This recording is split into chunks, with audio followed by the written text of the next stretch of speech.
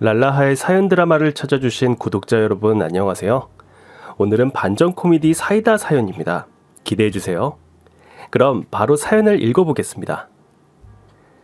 안녕하세요. 저는 얼마 전 이혼 도장을 찍고 이제 누구의 아내도 누구의 며느리도 아닌 오롯이 내 인생을 새롭게 시작하는 30대 여성입니다. 대략 2년 6개월. 길다면 길고 짧다면 짧은 결혼 생활의 끝을 보고 말았는데요. 이혼 사유는 정말이지 어디 가서 말하기도 부끄러운 시어머니의 폭언과 남편의 폭행 때문이에요. 그것도 제가 첫 아이를 유산한 지 얼마 안 돼 그런 일을 당했으니 얼마나 억울하고 서럽던죠. 다시 생각해봐도 참을 수 없는 분노가 화르르르르 단전에서부터 끓어오릅니다. 제가 이혼을 결심하게 된 그 황당하고 억울한 사연 한번 들어보세요. 먼저 제 소개를 할게요. 저는 어려서부터 힘이 좀 유난히 센 아이였습니다. 체격이 크거나 덩치가 있는 것도 아닌데 악력이 어마어마하게 강했어요. 언젠가 명절이라고 시골 할머니 댁에 모인 친척 어른들이 재미삼아 초딩 팔씨름을 시켰는데 그 자리에서 저는 친척 아이들의 손등을 모두 넘겨버렸어요. 세상에, 아니 이 손이 팔씨름 여왕인데 잘하면 우리 집안에 천하장사 나오겠어.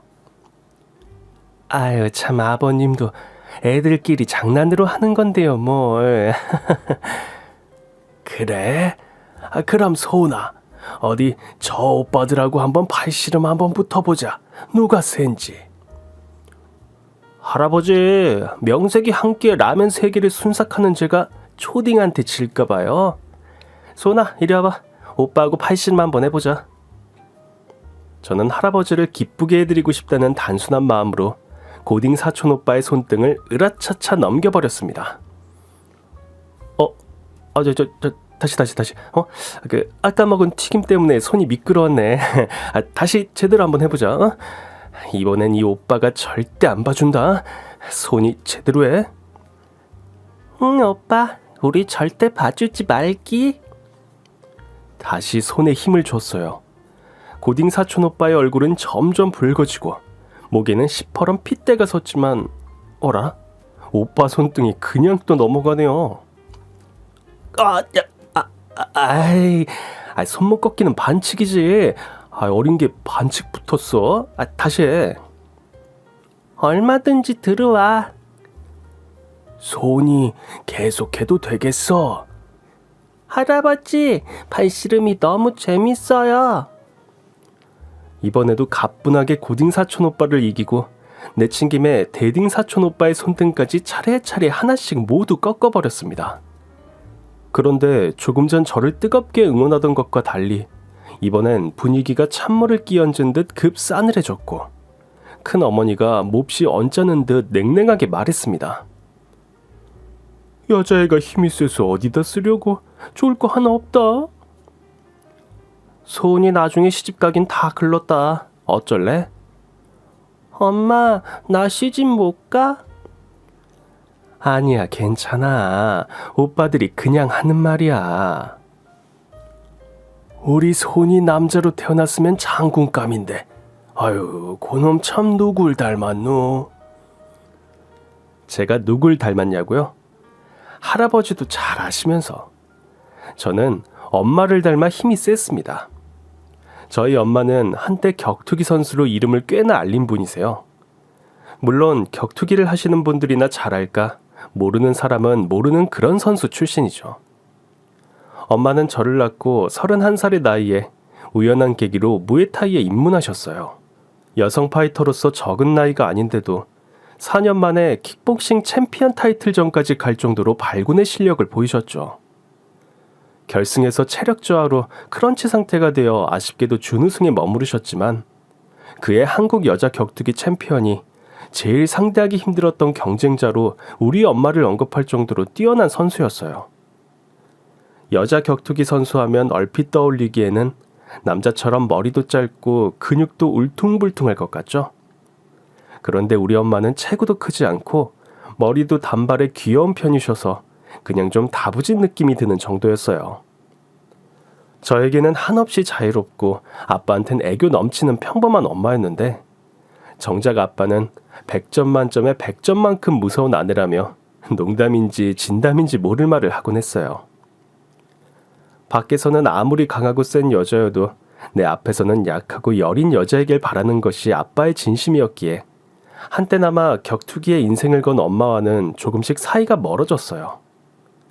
엄마는 저를 생각해서 격투기를 그만두셨어요. 선수 생활보다 결혼 생활을 우선으로 생각하셨던 거죠. 그래서 준우승을 한 이후로 더 이상 시합에 나가지 않으셨습니다. 그래도 격투기를 했던 가닥이 있어서 엄마의 복근은 식스팩이 언제나 선명했고 저는 엄마와 목욕을 할 때마다 엄마 배를 빨래판 삼아 빨래를 하기도 했어요. 엄마 복근 최고, 빨래가 잘 되네. 그래? 우리 소은이도 복근 만들고 싶어? 응? 아니, 난 안 할래. 왜? 아빠가 싫어하잖아. 여자가 운동하는 거. 타이슨도 울고 갈 엄마의 핵주먹. 불꽃펀치는 이제 엄마의 숨은 장기가 되어버렸습니다. 체육인보다 제육사랑맨이 된 엄마는 운동 대신 우동을, 근육 대신 수육을 선택하셨지만 그럼에도 집안의 분위기는 좋아지지 않았고 엄마와 아빠의 관계는 냉랭하다 못해 냉동 창고문을 활짝 열어둔 것처럼 싸늘하게 얼어붙을 때가 많았어요. 그때마다 제 마음에도 고드름이 끼는 것처럼 춥고 떨렸습니다. 알게 모르게 불안했던 것 같아요. 결국 엄마와 아빠는 제가 중학교 2학년 때 헤어지셨는데 그때 제 15년 인생이 와르르 무너지는 기분이 들었습니다. 소은아, 엄마 아빠가 할 말이 있어. 뭔데? 어떻게 설명해야 할지 잘 모르겠는데 우리 소은이도 이제 중학생이고 다 컸잖아? 그러니까 소은이도 이해할 거라 생각하고 말할게. 응. 엄마랑 아빠가 사랑해서 결혼하고 소은이를 낳고 너무 행복했어. 그런데 지금은 엄마 아빠가 서로 사랑하지 않게 됐어. 엄마가 저를 부를 때부터 직감적으로 나쁜 일이란 걸 알았지만 이혼 이야기에 저는 눈물을 터뜨리고 말았습니다. 제 눈물을 보고 엄마는 말을 잇지 못하셨어요. 왜 사랑하지 않는 거야? 어떻게 사랑이 변해? 글쎄, 어떻게 설명해야 할까? 소은이가 친구랑 싸워서 멀어질 때가 있잖아. 그런 것처럼 엄마 아빠도 그런 거야. 화해하면 안 돼? 엄마도 아빠도 노력하면 되잖아. 엄마 아빠가 서로 노력을 하고 시간을 가졌는데도 헤어지는 게 서로를 위해서 나을 것 같아. 그동안 불안하게 해서 미안해. 소은이는 이제 엄마와 아빠 중에 누구랑 살고 싶어? 저에게 주어진 선택의 시간은 정말 가혹했어요. 저는 길게 고민할 것도 없이 엄마와 살고 싶다고 말했습니다. 부모님이 아무리 숨기려고 해도 저도 알 건 알 나이였어요. 아빠에게 다른 사람이 생겨서 헤어진다는 것쯤 알 수 있는 아빠가 그리던 순하고 여리여리한 여자였을 거라 짐작해요. 엄마는 이혼하고 받은 위자료로 스포츠용품 대리점을 차리셨어요. 그리고 매달 양육비는 제 대학 등록금과 결혼자금으로 꼬박꼬박 저금하셨고요. 그다지 어렵지 않은 넉넉한 형편이었지만 저는 공부에 집중하지 못하고 방황했습니다. 폭식과 과식으로 살이 급격하게 쪄서 한 마리 우람한 돼지 코끼리가 됐는데 비만이 건강에 좋지 않다고 판단한 엄마가 저에게 운동을 권하셨어요. 엄마는 저를 데리고 아침마다 조깅을 하거나 배드민턴, 수영 같은 운동을 했어요. 때때로 격투기 기술도 알려주셨죠. 이렇게 상대를 넘어뜨린 상태에서 상대편 몸에 두 다리를 올리고 팔을 잡고 누를 건데 상대 팔꿈치를 꺾어 둥글게 감싸면서 상대 팔을 누르는 거야. 어때? 엄마, 나 팔 부러지겠어.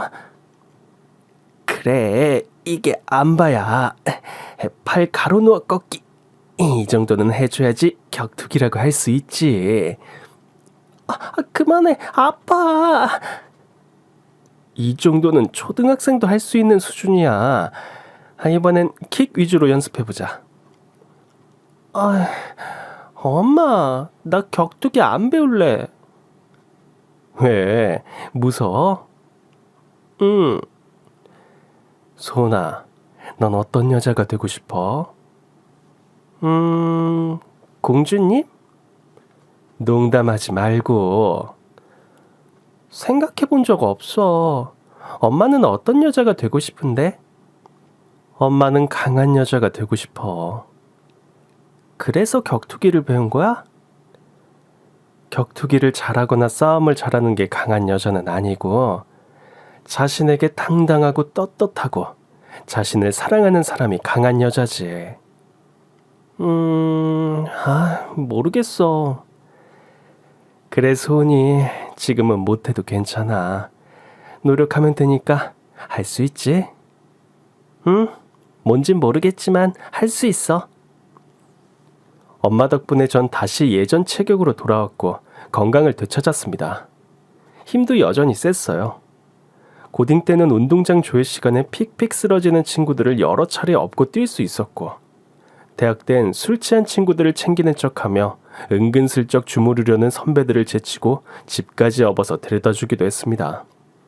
원치 않는 사람이 제 손목을 잡으면 세차게 뿌리칠 수 있고, 뺨을 때리면 뺨 때린 사람의 귀싸대기를 쳐넘길 힘이 있는 여성으로 성장했습니다.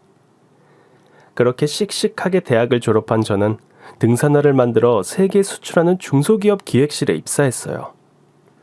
그곳에서 남편을 만났습니다. 그때만 해도 기획실 윤대리로 불리던 동갑내기 회사 동기였어요. 윤대리는 하얀 피부에 귀여운 인상으로 재벌집 막내 아들 같은 부티와 귀티가 잘잘 흘렀고 당연히 인기가 많았죠.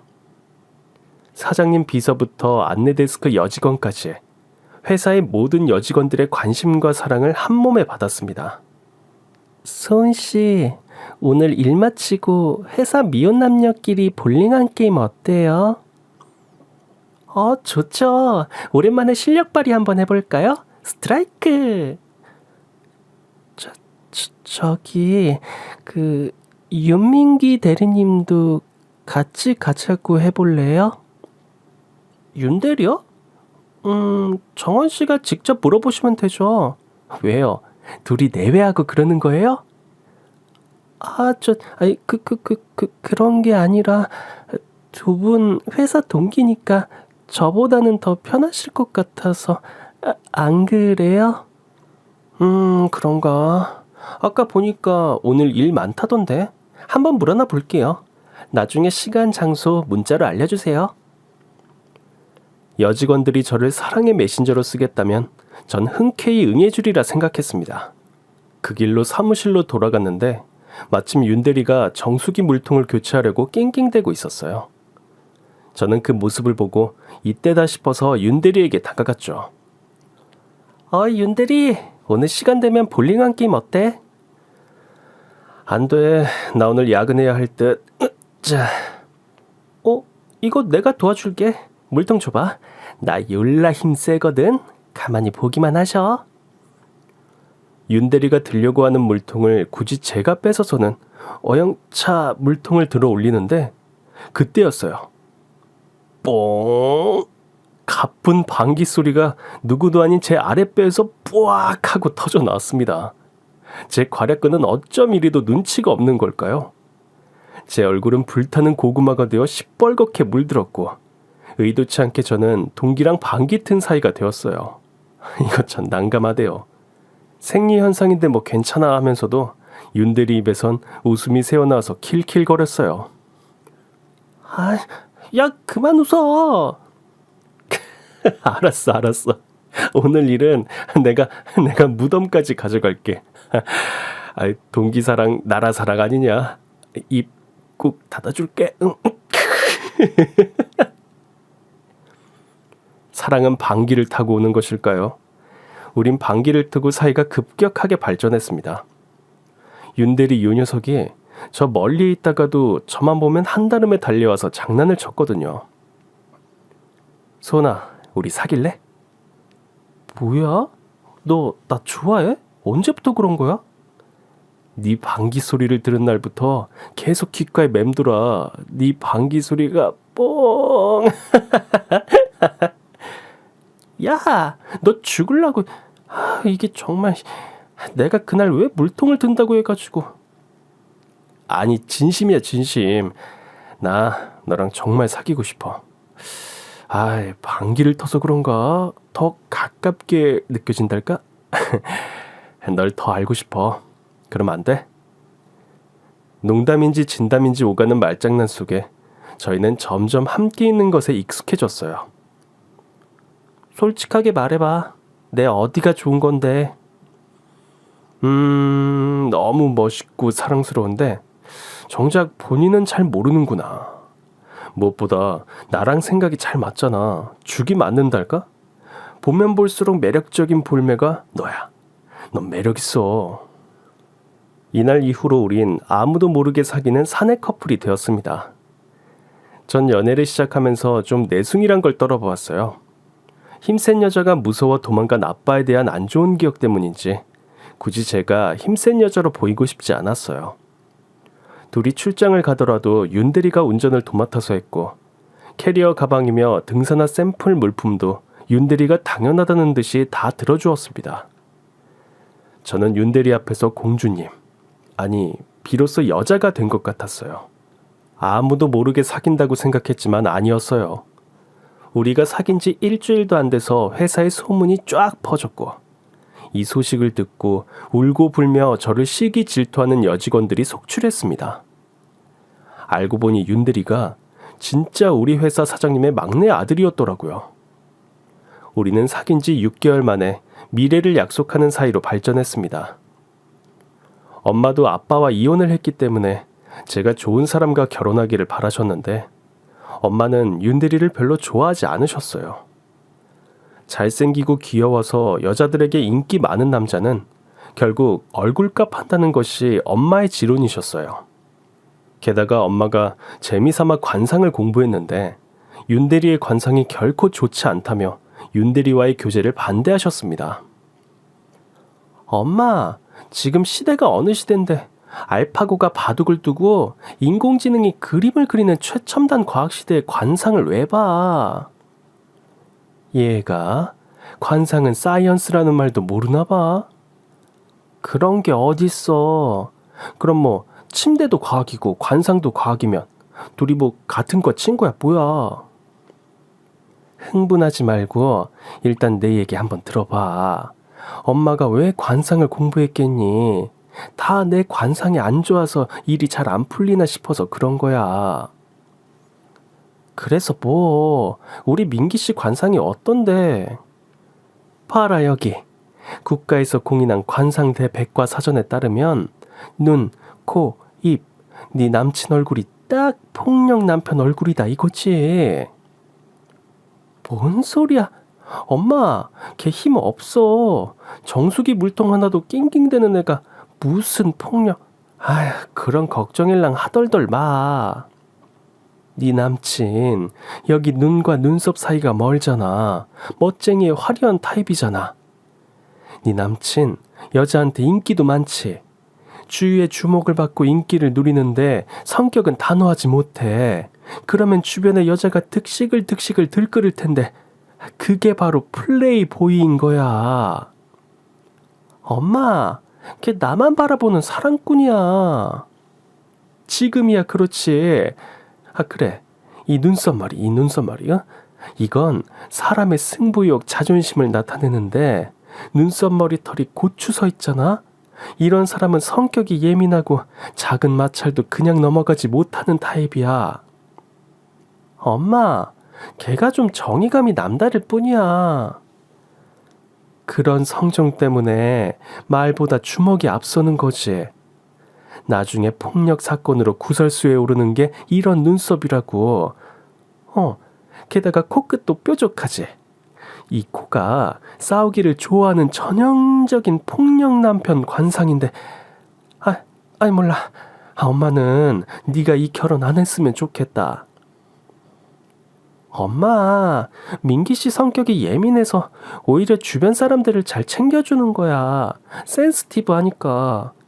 그리고 정의감 때문에 주먹이 앞선다고 해도 나는 불의를 보고 회피하는 인간보다는 낫다고 봐. 아휴, 그래도 엄마는 왜 이렇게 불안하니? 조마조마하고 막 그래. 엄마는 자기 딸을 그렇게 못 믿어? 내가 그렇게 사람 보는 눈이 없을까봐? 민기 씨가 나한테 얼마나 잘해주는지 알면서.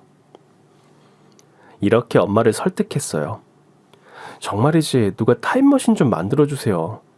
지금이라도 타임머신을 타고 가서 저 나불나불대던 제 입을 떼찌떼찌하고 머리를 콩콩 쥐어받고 싶어요.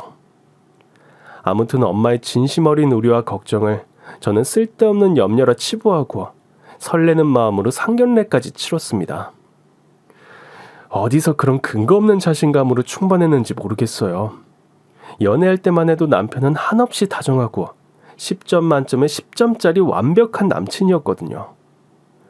그런데 결혼을 하고 난 뒤 상견례 때는 보이지 않았던 것들이 본격적으로 보이기 시작했습니다. 남편을 향한 시어머니의 과도하고 지나친 애정과 집착이 말이죠. 신혼여행을 마치고 시댁에 첫 인사를 드리러 간 자리였어요. 엄마가 이바지 음식을 준비해 주셔서 그대로 들고 갔습니다. 오색 비단으로 고급스럽게 포장한 천을푼이 그릇마다 도미와 문어, 전복, 갈비찜, 각종 전과 튀김, 떡과 술에 5가지 밑반찬이 먹음직스럽게 담겨 있었어요. 누가 봐도 어딜 내놔도 정성이 가득 담겨 있는 이바지 음식이었습니다. 어우, 반찬이 꽤 알차고 맛도 슴슴하니 우리 입맛에 딱 맞네. 아이고, 우리 민기 좋아하는 전복에 갈비찜까지 챙겨주셨어. 아유, 어머님이 참 센스 있으시네. 저희 엄마가 이바지 전문점에 주문하시긴 했지만 원래 요리 솜씨가 좋으세요. 그래? 어머니가 요리를 잘하시면 너도 요리 솜씨는 좋겠네. 안 그러니? 밥은 잘 못해도 라면, 파스타, 핫케이크, 프렌치 토스트 이런 건 정말 맛있게 잘해요, 어머니. 에? 우리 아들 입맛이 까다로운 거 알지? 양식, 중식, 프랑스 요리, 이태리 요리 다 필요 없어. 온니 한식 러버, 한식 입맛이라고. 네? 어머님, 민기 씨 스테이크에 파스타 엄청 잘 먹던데요? 그거야 외식이니까 특별하게 한 번씩 찾는 거지. 그게 밥이 되니? 자고로 한국인은 밥심 아니냐. 남편이 힘들게 돈 벌러 가는데 밥이라도 든든하게 먹고 가야지. 힘내서 일도 잘하지 않겠니? 집밥이요? 네, 어머니. 제가 한번 해볼게요. 결혼을 하면서 직장을 그만두었기에 저는 이번 참에 살림을 제대로 배워봐야겠다고 생각하고 있었어요. 그래서 아침으로 대충 된장국에 달걀 프라이 좀 굽고 김치에 김 이 정도면 되지 않을까 마음 편하게 생각했습니다. 그래, 잘 생각했다. 자고로 집밥이라 하면 역시 구첩반상은 되어야 밥을 먹었다고 할 수 있지. 안 그러니? 네? 구첩반상이요? 아침에 구첩반상을요? 적어도 구첩반상은 되어야지 남자가 힘을 쓰지. 너 아침에 빵 쪼가리 같은 걸로 때울 생각이라면 애저녁에 버려라. 절대 안 된다. 알겠니? 우리 새아기가 잘하겠지만 내가 널 믿어 의심치 않지만 만일 우리 귀한 아들 체중에서 100g이라도 빠지면 너 혼날 줄 알아? 네? 어머니, 구첩은 정말 저 자신 없어요. 아유, 안 되겠다 얘. 너 아침 밥상 매일 인스타에 업로드를 하든지 아니면 인증샷 찍어서 나한테 보내. 저는 깜짝 놀라 남편을 쳐다보았습니다. 놀랍게도 남편은 당연한 이야기라는 얼굴로 갈비찜을 개걸스럽게 처먹처먹하고 있었어요.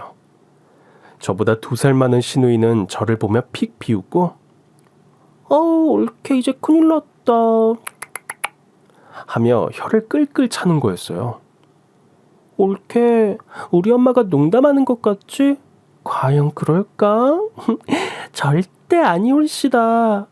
드디어 지옥문 열리는 건가요? 웰컴 투 시월드. 하는데 무슨 농담을 저렇게 재수없게 하시나 싶었어요. 시부모님과 같이 살지 않으니 남편과 단둘이 신혼의 단꿈에 젖어서 행복할 줄만 알았지. 신혼여행을 다녀오자마자 혹독한 극기훈련 같은 시집살이가 기다리고 있을 줄은 상상도 못했습니다. 시어머니는 제가 진짜로 남편을 굶길까봐 노심초사하셨는지 다음날 진심으로 남편의 식사 인증샷을 보내라고 하셨어요. 저는 농담인 줄 알고 늦잠을 자다가 오전 7시에 시어머니 전화를 받고 깜놀했습니다. 어머니 진짜로 보내요? 어머, 얘 좀 봐. 내가 할 일 없어서 며느리 데리고 말장난 하겠니? 당장 오늘 아침 밥상 사진으로 보내. 어머니 죄송한데 잠시만요. 잠시만 기다려주세요. 명색이 시어머니의 첫 지시사항인데 놓치면 안 될 것 같아서 부랴부랴 냉장고 문을 열고 어제 엄마가 넣어주신 밑반찬으로 밥상을 차리고 시어머니께 사진을 보냈습니다. 겨우 7첩밖에 되지 않았어요. 아니나 다를까 시어머니는 영 못마땅한 티를 내시며 절 타박하셨어요. 이게 뭐니? 어제 먹은 반찬 그대로 식탁에 올렸네? 어제 민기 술 마셔서 콩나물국으로 했어야지. 아휴, 네가 뭘 알겠니? 나중에 우리 집 왔다 가렴.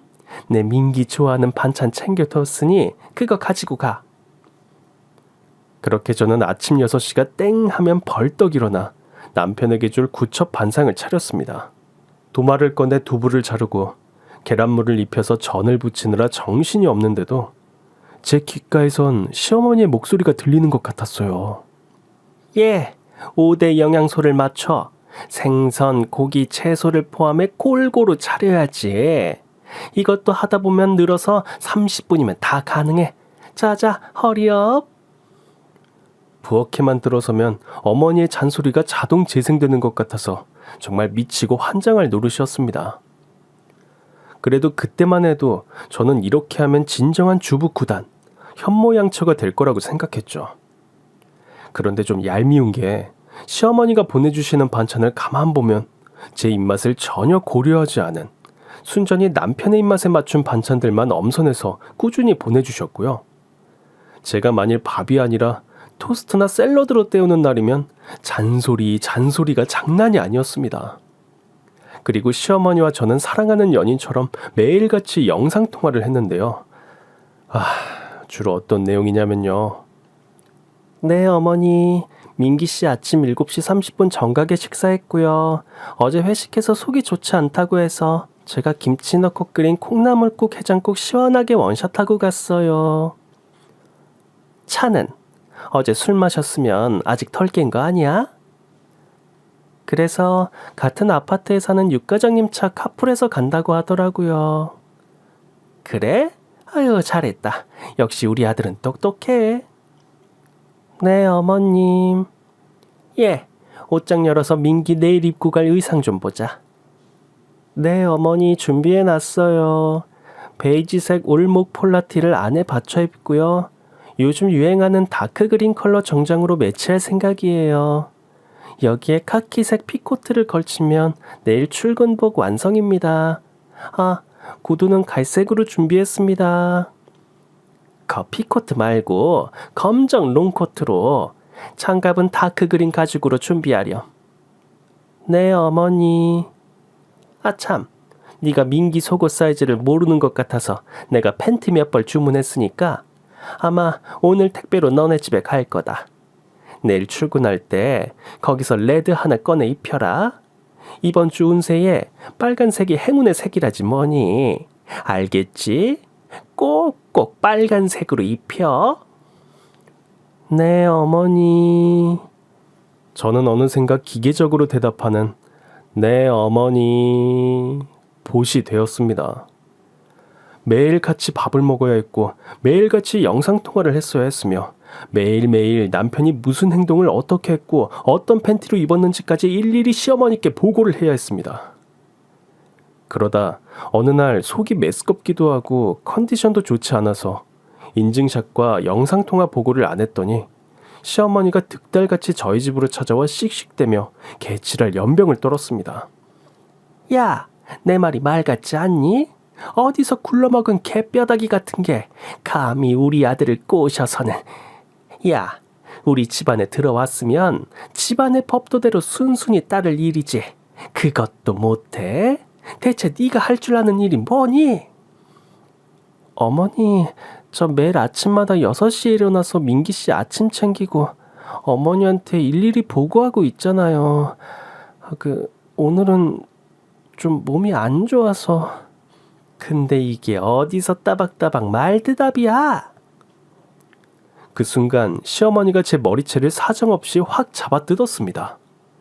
저는 너무 놀라서 이성이 작동하기도 전에 손이 먼저 나갔어요. 저도 모르게 자동 반사로 어머니의 머리채를 똑같이 양손으로 잡고 야금야금 뜯어주었죠.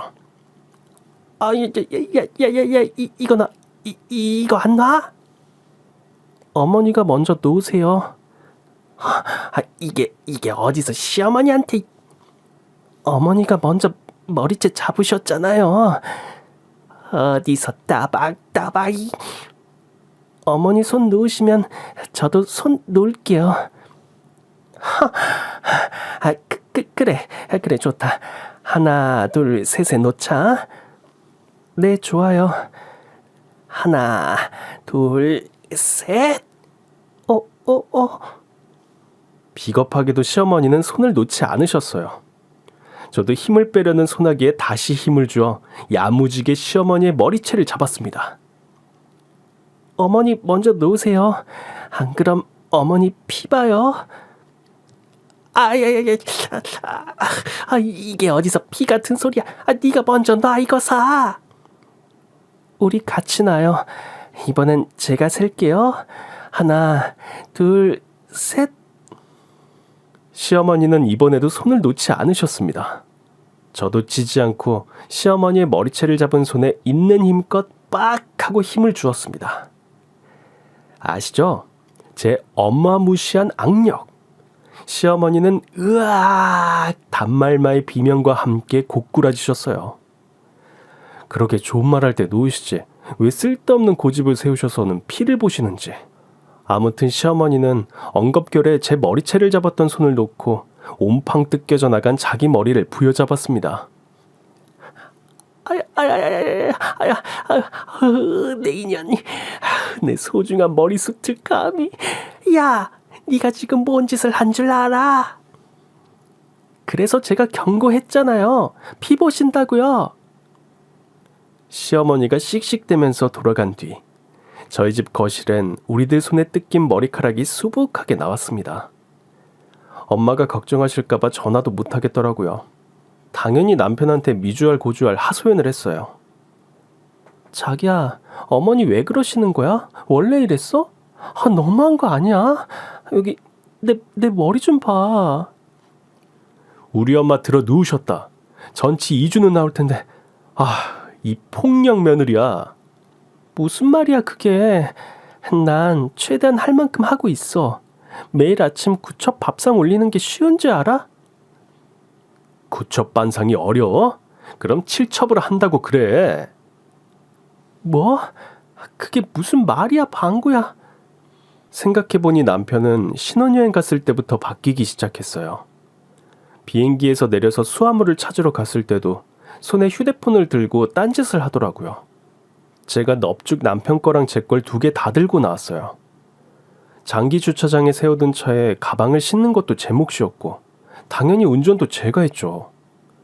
그때도 남편의 태도가 좀 이상했지만 많이 피곤한가 하고 남편을 이해하려고 했어요. 결혼 전에 제가 남편을 애먹이거나 괴롭히지도 않았는데 무슨 복수를 하는 것 마냥 어머니 편에 서서 저를 외롭게 했습니다. 언젠가부터 저는 내조라는 허울에 갇혀 남편 뒷바라지하는 가정부, 비서가 된 기분이었어요. 나 자기 비서야? 이 집 가정부야? 내가 뭘 잘못했어? 왜 이렇게 변한 거야? 연애 기간 6개월 동안 이악 물고 참았다. 나 원래 이런 놈이야. 뭐? 그게 무슨 말이야? 너가 예전에 방구를 튼 것처럼 나는 이제 내 참모습을 보여주는 거라고. 그럼 연애할 때 날 공주님처럼 대해준 건 다 연기였어? 너 바보니? 내 어장 안에 고기가 들어왔는데 낚은 고기에 먹이를 주는 놈이 어딨어? 뭐? 그만해라. 당장 가방을 싸서 친정으로 달려가고 싶었는데 갑자기 헛구역질이 나왔습니다.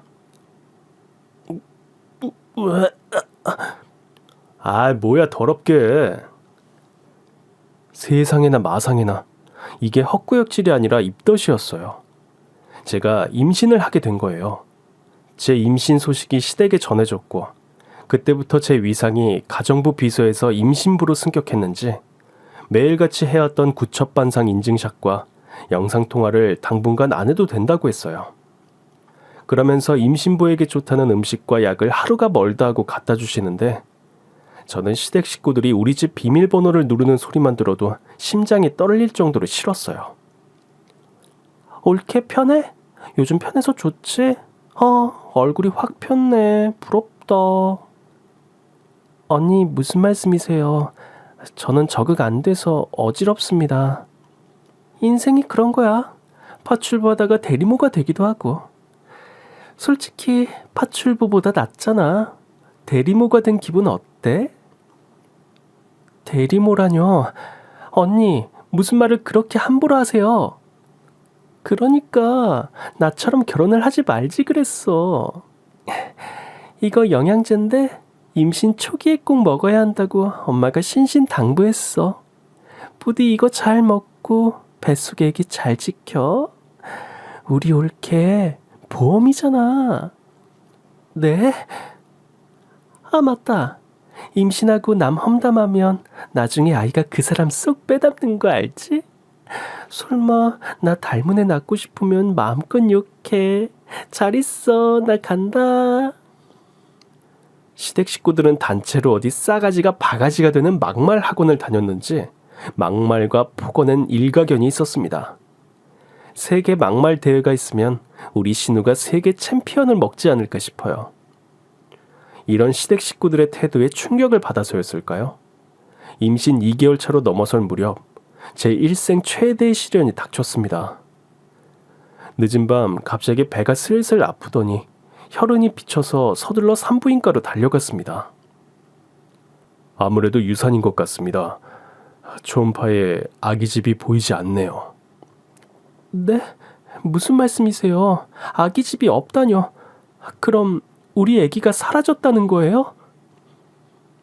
지금 당장은 실망스러우시겠지만 다음을 기약하시는 게 좋겠어요. 나이도 젊으니까 조만간 좋은 소식이 있을 거예요.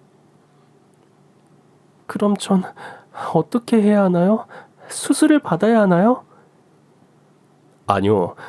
고여있던 피와 함께 아기집이 나왔기 때문에 따로 시술을 할 필요는 없어요. 대신 환자분 몸조리를 잘 하셔야 합니다. 저는 그 순간부터 산모님에서 환자님으로 명칭이 바뀌었고 그제야 아이를 잃었다는 걸 실감했습니다. 저는 기댈 곳을 찾아 친정에 갔습니다. 엄마 품에 안겨 얼마나 울었는지 몰라요. 엄마, 내 아기가 있었는데 어제까지 살아 있었는데 없대. 아휴, 그래 내 새끼. 온다고 얼굴이 퉁퉁 부었네. 아무리 슬프고 괴로워도 다 지나간다. 엄마, 아기가 너무 가여워. 가여워서 눈물이 안 멈춰. 그래. 오늘은 있는 힘껏 울어. 일주일 정도 여기 있을 거라고 윤서방한테 엄마가 전화하마. 엄마는 유산도 아기 낳은 것처럼 똑같이 산후조리를 잘해야 한다며 엄마 옆에서 몸조리를 하라고 했습니다. 저 역시 엄마 옆에서 그동안 시댁에서 파출부 마냥 학대받았던 몸과 마음을 쉬고 싶었습니다. 엄마는 시어머니에게 전화해 사정을 말했지만 시어머니는 불같이 화를 내셨어요. 시어머니는 아들이기를 두 손 모아 기도하다가 유산되었다는 소식을 듣자마자 당장 집으로 들어오라고 불호령을 내렸습니다. 엄마, 나 여기 있을래. 사부인, 애가 아파서 제가 몸조리 좀 시킬게요. 사돈, 저희를 못 믿으셔서 그래요? 우리가 애를 잡습니까? 아니요, 그런 게 아니라 아이가 몸도 마음도 지쳐 보여서 그렇습니다. 아니 뭐예요? 그럼 애가 지친 게 그게 저희 때문이랍니까? 아니에요, 사부인. 그런 거 아니고 애가 아프니까요. 그래서 저희가 몸조리 시키겠다는 거 아닙니까? 시어머니의 성화에 진땀을 빼는 엄마를 보면서 저는 그냥 집으로 들어가는 게 낫겠다 싶었어요. 제가 집에 들어서자마자 시어머니는 기다렸다는 듯이 입에 담을 수도 없는 쌍욕을 내뱉었습니다. 일전에 저한테 머리채를 잡혔던 것을 안 갚음하는 것 같았어요. 아유, 이 돌대가리년. 유산을 처했으면 집구석에 얌전히 처박혀있지 어딜 동네방네 소문내고 싸돌아다니길. 에휴, 이 미친 쌍판떼기를 아주 그냥 갈아 엎어줄까 보다. 엄마 컴다운. 혈압도 높으신 양반이. 저게 머리를 폼으로 달고 다니니까 그러지. 유산했다고 어딜 쪼르르 친정을 가? 유산한 거 가지고 유세란 유세는 다 떨어 그냥. 엄마, 지금 제일 슬픈 건 올케라고요. 이제 다시 파출부 직행인데 오늘 하루는 좀 봐줍시다. 때리는 시어머니보다 말리는 신우가 더 밉다는 말은 이래서 생긴 걸까요? 설상가상으로 남편까지 악담을 퍼부었습니다. 얘가 모자라서 그런 걸 뭘 알겠어. 아휴, 멍청하게 유산이나 하고 뭘 제대로 하는 게 없어. 이 무슨 콩가루 가족들 대화인가? 이게 사는 건가? 한숨이 나왔습니다. 아이를 잃고 눈물도 마른 저에게 시댁 식구들의 말은 모두 비수가 되어 제 가슴을 푹푹 찔렀고 저는 크게 상처 입었습니다. 그래도 나 하나를 믿고 응원하는 엄마를 생각하며 꼭 참았습니다. 저 인간들이 짓거리는 소리는 죄다 개소리야. 멍멍 잘도 짓는다. 라고 생각하며 끝끝내 무시하기로 했습니다. 그 다음 날부터 시어머니는 매일같이 저희 집에 출근해서는 온갖 임신 비방을 전하며 질기게도 저를 괴롭혔습니다. 유명 한의원에서 타온 한약이야. 이거 먹으면 아들 생긴다더라. 그리고 이건 흑염소 진액이야. 여자 몸을 따뜻하게 해줘서 임신 cik방이라더라. 한 번은 웬 여자 속옷을 가져와서 저더러 입으라고 했어요. 이게 아들을 많이 낳은 여편네가 입던 팬티야. 이게 아들 임신하는데 그렇게 이용하다더니. 아이, 뭐하고 있어? 얼른 갈아입어. 아이고, 안 되겠다. 너희들 침대 방향이 혹시 북쪽이나 서쪽인 거 아니니? 침대 방향이 동쪽이어야 하는데. 너네 침대 방향 좀 바꿔봐. 네, 어머니. 저는 다시 네, 어머니 보시되어 대답했습니다. 말을 고분고분 듣는 척했지만 시어머니가 준 약이며 팬티며 쓰레기 같은 그딴 물건들을 싹 다 갖다 버렸습니다. 물론 남편과 시어머니 몰래 말이죠. 그런데 이 정도로는 성에 안 차셨는지 시어머니는 새로운 큰 그림을 그리고 계셨어요. 그게 뭐냐면요. 바로 적과의 동침, 아니 시어머니와의 합가였어요. 어느 날 제가 거실에서 무기력하게 누워있는데 시댁에 다녀온 남편이 저를 발로 툭툭 차면서 이렇게 말하는 겁니다. 내일부터 엄마랑 살 거니까 그렇게 알아. 매일 저를 감시하는 것도 모자라서 이제는 같이 살면서 저를 괴롭히려는 걸까요? 무엇보다 제 의견은 묻지도 않고 일방적인 통보를 하는 것에 불같이 화가 났지만 계속되는 남편과 시어머니의 막말과 폭언에 넌더리가 나서 썩소가 절로 나왔어요. 저는 남편에게 이거나 먹어라 하고 가운데 손가락을 들어 올렸고 그걸 본 남편은 퓨즈가 끊어진 것처럼 제 배를 향해 발길질을 했습니다. 누가 보면 월드컵에 나간 메시인 줄 착각할 정도로 정신줄을 놓고 뻥뻥 발차기를 하는데 제 정신이 혼미했습니다. 뭐? 싫어? 싫다고? 네가 싫으면 어쩔 건데 이씨. 근데 그때 현관문 쪽에서 뭔가 와장창 떨어지는 소리가 들려서 남편과 저는 동시에 현관문을 바라보았습니다. 저한테 먹일 미역국을 한솥 끓여서 온 우리 엄마가 손을 놓고 넋이 나간 표정으로 입을 벌리고 서 있었어요. 장모님이 여기는 어떻게... 엄마는 한마디 말도 없이 물소처럼 무섭게 달려들어 남편을 마구 두들겨 팼습니다. 그동안 숨겨왔던 엄마의 현란한 격투기 기술, 타이슨도 울고 갈 메가톤급 불꽃 펀치가 남편의 복부와 얼굴에 제대로 내리꽂혔습니다. 엄마의 핵주먹에 남편의 코에서 코피가 터졌고 강냉이는 완전 탈탈 털려버렸어요. 그래도 분이 풀리지 않은 엄마가 남편에게 니킥을 날리고 그것도 모자라 남편 얼굴을 잡아서 무릎으로 찍으려고 자세를 잡는데 그때 깍 하고 시어머니의 비명소리가 들렸어요. 때마침 저희 집을 방문한 시어머니가 피투성이가 된 남편의 처참한 몰골을 보고 놀라서 비명을 지르며 엄마 머리채를 잡으려고 달려들었습니다.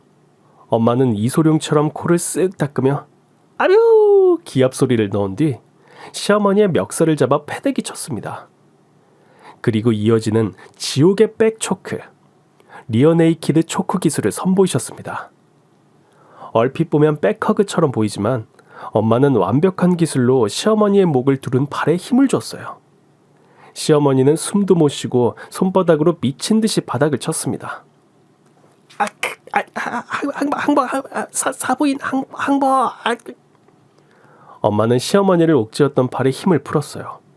그제야 숨을 쉬고 겨우 일어나던 시어머니가 남편이 찌그러져 있는 얼굴을 보고 또다시 엄마에게 달려들었습니다. 아니, 우리 아들 얼굴을 감히 개박살을 내? 엄마는 시어머니의 팔을 잡고 빙빙 돌려서 넘어뜨린 뒤 팔과 다리로 시어머니의 오른팔을 잡고 팔 가로 누워 꺾기, 안바 기술을 걸었어요. 팔이 꺾인 시어머니는 고통에 파르르 떨며 괴로워하셨어요. 이번에도 끙 소리를 내며 살기 위해 미친 듯이 탭을 쳤습니다. 이제 항복 몰라요. 항복이라고요, 항복. 엄마는 이번에도 시어머니의 오른팔을 풀어주었습니다. 시어머니는 끙 하고 겨우 일어섰는데 이번엔 저를 보고 미친 듯이 달려들었어요. 아유, 인연이 어디 우리 아들 얼굴을 망쳐놔. 저는 손을 내밀어 달려오는 시어머니의 이마를 그대로 막았습니다. 시어머니는 자신의 가속도를 이기지 못하고 그대로 뒤로 넘어졌어요. 엄마는 그대로 시어머니 배에 올라타고 금방이라도 시어머니의 얼굴을 때리듯이 핵주먹을 불끈 쥐었어요. 그때였어요. 아이고 사부인 살려주시오. 아유 살려주세요. 엄마는 주먹을 쥐고 한 마리 사자처럼 포효했습니다. 으아! 잠시 뒤 코피로 온 얼굴이 피범벅이 된 남편과 머리가 산발이 된 시어머니는 엄마 앞에 무릎 꿇고 두 손을 싹싹 빌었습니다. 아유, 잘못했습니다, 장모님. 목소리 봐라. 그것밖에 못 내나? 다시. 잘못했습니다. 사부인은요? 아유, 사돈 잘못했어요. 용서해 주세요.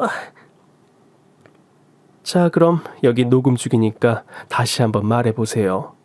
오늘 누가 먼저 폭행하셨죠? 네, 접니다. 저 민윤기. 제가 황소윤 배를 찼습니다. 몇 번을 찼지? 세 번이요. 정말 세 번만 찼어? 생각해보니 네 번. 그럼 자네도 나한테 사커킹 4번 맞고 퉁치세. 어때? 네, 어머니. 사커킥 달게 받겠습니다. 예. 자, 간다. 하나.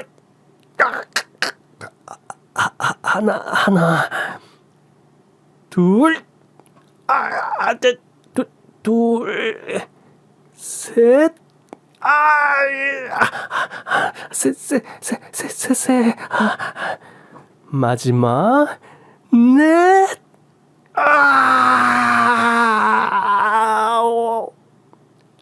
아이고 민기야. 아유 우리 아들 죽네. 그나마 엄마의 필살기인 안면 니킥을 남편과 시어머니에게 맛보이지 않아서 천만다행이라고 생각했습니다. 두 사람은 군말 없이 보복 없이 이혼 서류에 도장을 찍기로 합의했습니다. 시어머니의 폭언과 남편의 폭행으로 받은 저의 육체적, 정신적 피해에 대한 손해배상금 명목으로 위자료를 받았고요. 이제 친정집에서 엄마가 해주는 따뜻한 밥을 먹으며 다시 건강 회복 중에 있습니다.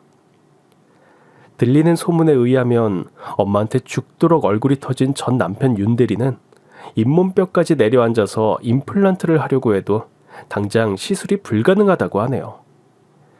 당분간 앞니 빠진 개우지처럼 살아야 한다고 하니 그거 참 고소미인 거예요.